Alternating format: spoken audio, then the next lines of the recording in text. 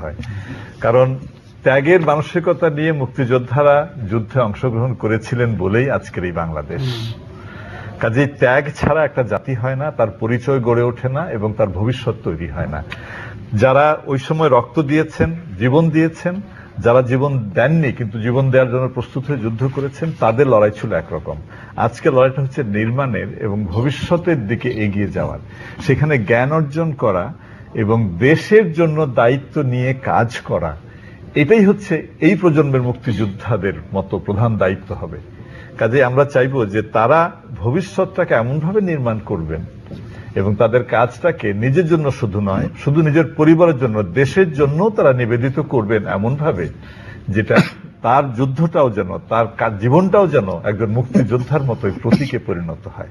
আমার মনে হয় হামিদ ভাই যে কথাটি বলতে চেয়েছেন তার মধ্যে উপসংহার যদি এইভাবে টানি, যে উপসংহার যদি এইভাবে টানা যায় যে বাংলাদেশের মুক্তিযুদ্ধ আমাদের যে লক্ষ্যে হয়েছিল সেটি হচ্ছে একটি অসাম্প্রদায়িক গণতান্ত্রিক বাংলাদেশ তৈরির জন্য, এবং এই প্রজন্ম থেকে প্রজন্মান্তরে যেন সেই চেতনাটি ছড়িয়ে থাকে, সঞ্চারিত হতে থাকে, সেটি যে মুক্তিযুদ্ধ কিন্তু জারি থাকে, জারি রয়েছে, এটা অন্যভাবে ভিন্ন ফর্মে জারি রয়েছে এবং আগামী তো জারি থাকবে। আমার মনে হয় হামিদ ভাই সেরকমই বলতে চাইছেন কথাটি। এটা হচ্ছে একটা কনসেপ্টের ব্যাপার, আর এটা হচ্ছে যে বস্তুগতভাবে যদি আমরা দেখি, আমরা রাস্তায় কোনো মানুষ থাকবে না, ঘুমাবে না। আমি আসার সময় দেখছিলাম রাস্তার পাশে পুরো পরিবার একেবারে ফুটপাতে রেলিং এর পাশে কতগুলো পলিথিন বাঁচিয়ে এখানে তার সংসার গেড়েছে। কে চায় এখানে থাকতে? তার উপায় নেই বলে সেখানে। এরকম রাস্তায় কোনো মানুষ থাকবে না, তার ঘর থাকবে, চিকিৎসার জন্য কেউ দাঁড়ে দাঁড়ে ভিক্ষা করবে না, তার চিকিৎসার ব্যবস্থা থাকবে, শিক্ষার ব্যবস্থা থাকবে, তার বস্ত্র এবং আহার সবই তার বস্ত্র, বাসস্থান, এই যে তিনটা মানুষের মৌলিক অধিকার, এইটা রাষ্ট্র এমন ভাবেই গড়ে উঠবে যে প্রত্যেকের জন্য এটা নিশ্চিত হবে। সেই দেশই তো আমরা চাই। প্রিয় দর্শক, আমরা অনুষ্ঠানের শেষ প্রান্তে তৃতীয় মাত্রা সম্পর্কে আপনারা লিখতে পারেন। লিখবার ঠিকানা পরিচালক তৃতীয় মাত্রা channel I, GP box 2433 Dhaka 1000। যারা ইমেল করতে চান তারা করতে পারবেন এই ঠিকানায় apni@tritiyomatরা.com।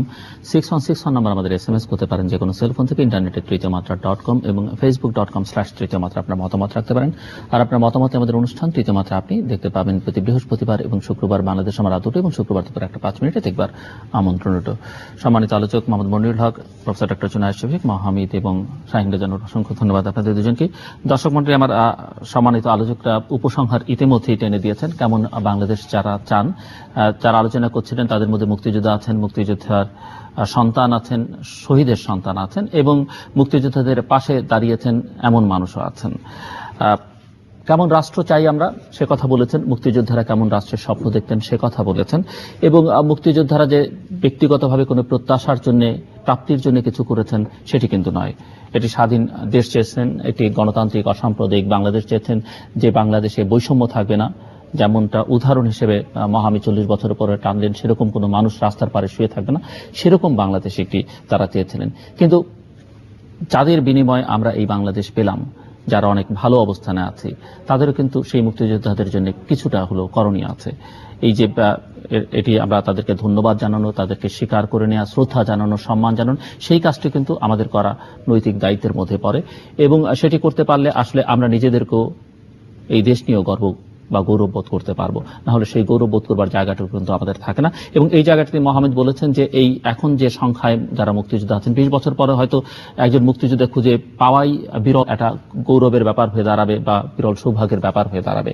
সেই জায়গাটিতে রাষ্ট্র, যারা জীবিত মুক্তিযোদ্ধা আছেন, সবার সহযোগিতার দরকার নেই, সাহায্যের দরকার নেই। অনেকে বরং উল্টো সাহায্য সহযোগিতা করবার মতো সামর্থ্য রাখেন, কিন্তু যাদের প্রয়োজন তাদের জন্য যেটুকু অর্থ দরকার সেটুকু কিন্তু আমাদের রাষ্ট্র নিজের এই ব্যবস্থা করতে পারে এবং রাষ্ট্র উদ্যোগ নিতে পারে যে বেসরকারি খাতকেও এর সঙ্গে কিভাবে, বেসরকারি উদ্যোক্তাদের এবং যারা ব্যবসায়ী হিসেবে সফল আছেন, বিভিন্ন কর্পোরেট হাউস আছেন, তাদেরকে কিভাবে সম্পৃক্ত করা যায় সেই উদ্যোগটাও কিন্তু গ্রহণ করতে পারেন।